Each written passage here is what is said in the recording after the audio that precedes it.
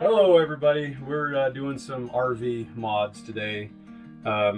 We are looking at a possibility going to Alaska, and we just to try to save some money, we're looking at doing some off-grid, dispersed parking type camping while we're up there. So we're just trying to make sure that we also have some of the creature comforts like a blow dryer when you finish your shower, that kind of stuff. So what we're doing is we've got a 2000 watt, oh, it's even sitting upright, yes, Renogy inverter.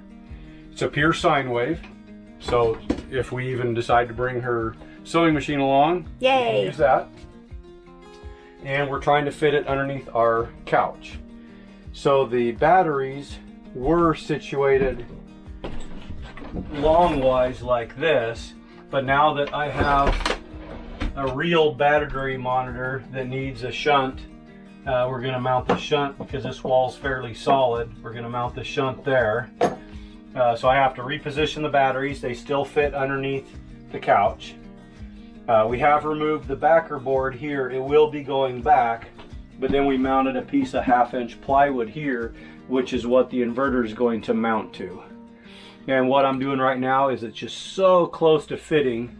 I'm filing away at the cabinet here so that the inverter fits, because what we're looking at doing is having the inverter fit right here, so we have full access to the outlets when we're off grid. and it's like 1/8 of an inch, right? Yes, it's about 1/8 of an inch. It's so close.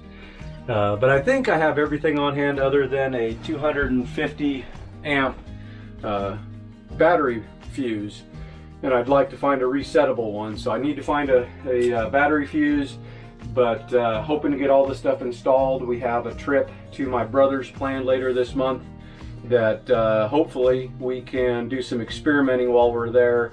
And we have 200 watts of solar that we're gonna have, and on top of that have the battery monitor and all that set up. So hopefully we'll do a weekend at my brother's where we have power if we need it, but to just see how everything works.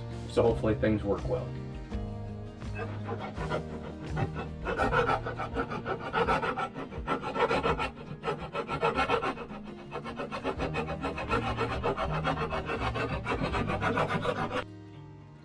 I must apologize. I get going on projects and don't even think about grabbing the camera. So I've been working underneath the couch here, and what I've got, let's see if I can get it so it actually shows up better without the light.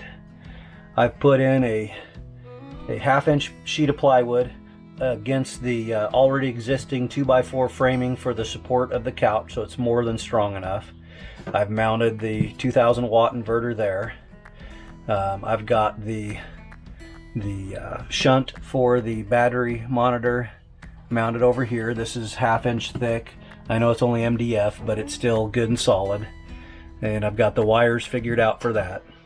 I haven't rebuilt my battery tie down yet, but that's in the works. And then with the way we have the inverter set up, you can come up here to the front and you can turn it on, plug things into it. You've got the battery monitor right next to it, so it's really easy to see and get to. And then we keep these cloth bins underneath the couch, and they still fit underneath here. We'll be able to put 4 of them under here with everything in place. But yeah, things are coming together. And I need to go buy a 250 amp breaker for the power line going to the inverter, and then wire all this thing up and rebuild my battery tie down. But yeah, it's coming together, and hopefully we'll be a little more comfortable when we're out boondocking. Well, day 2 of the project. It's not done yet. I have the cable, and I bought the cable ends, but I don't have a crimper and could not find a crimper in town to make my final negative to negative side. I've got a positive to positive side cable made. I don't have the negative to negative yet, but I have all the supplies other than the crimper. and that's on order from Amazon. I got a 250 amp breaker fuse from our RV store here in town, but all that is wired up. My shunt is wired up and ready to go. The inverter is prepped and ready. Right now what I'm working on is redoing the hold down for my batteries, get that lined out and installed, and get those anchored down again, and then get the back panel that runs through here back up, because I've drilled holes in it for the wires, and that way I can run everything through the holes and everything should be good to go. So we'll get that done and show you how it turns out. Well, it's not much, but I've got the battery hold down put back together. I redesigned it a little bit because it's no longer screwed to that wall, because of course my 250 amp fuse and shunt is there for the battery monitor, and but it's installed and it won't move out, because when I put the panel back in, there's a piece of trim on the back of that panel to hold them in there so they won't come forward either.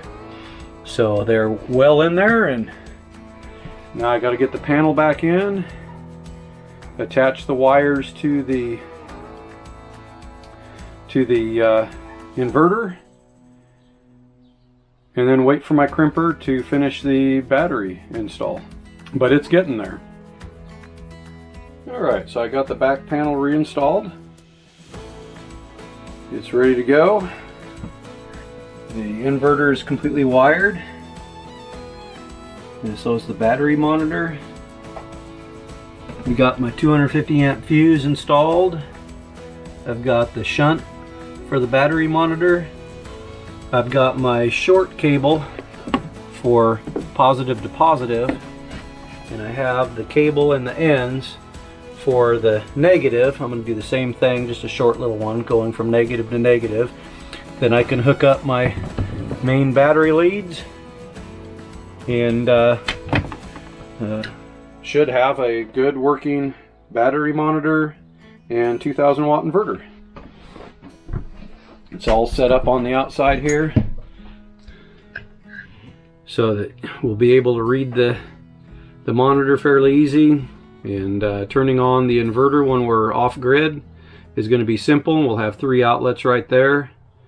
And crazy idea I have is to build my own RV, so I try to do as little as possible to the overall appearance of this trailer. I was planning on putting in hardwired, because this allows you to actually put in regular household 120 wire to outlets or to a sub panel. I might do that in the new trailer, but not in this one. So I tried to limit what I actually did in this trailer, so that if that other trailer happens, I can pull all this out and use it in there. But I think we're ready to lower the bed back down. I might not put the couch cushions back on. I know they don't weigh that much, but I'm thinking about the possibility of saving weight when we go on our trip to Alaska. I know it's not much, but I still might keep the couch cushions out. But yeah, it's down to getting the crimp tool, building that negative wire, and wiring in the main cables to the batteries, and then testing it all out. So as soon as that crimper comes from Amazon, we'll get back on here and show you how it turned out. Update time on the install of the inverter. I got my crimpers for my 1/0 wire. They're almost like a set of bolt cutters, but boy did they work nice. So I was able to build my negative cable, and as you can see, all the cables are hooked up and we are working. So everything's wired. I got my shunt, got the fuse in there, and everything's wired. I got the inverter grounded out on the frame, and our battery monitor is working.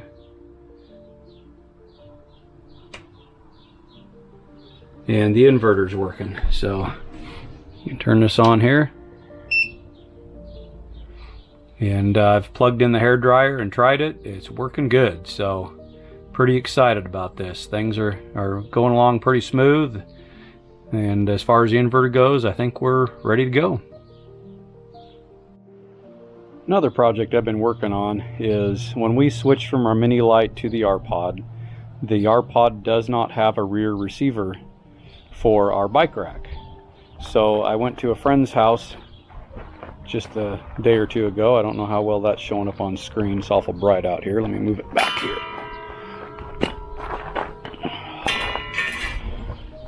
So I went to a friend's. He had some scrap metal he let me use. I already had this receiver. It was actually an adapter to go to the smaller size. I think it's like 1.5 inches up to the 2-inch. So we took 1.5 inch bar stock and welded it on there, and then the angle iron is so you can set this up.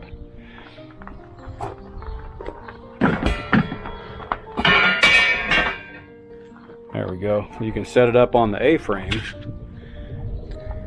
and then use U-bolts to tie it down. And I went and bought the U-bolts. They just go right over the frame, right up into the new rack, and then we'll be able to slide our Kuat bike rack into here and put our 2 bikes, and the bikes will sit above the tanks. I made sure this was going to be tall enough so that when we have the truck hooked up and we're making corners, the bikes will be high enough to clear the bed rails of the truck.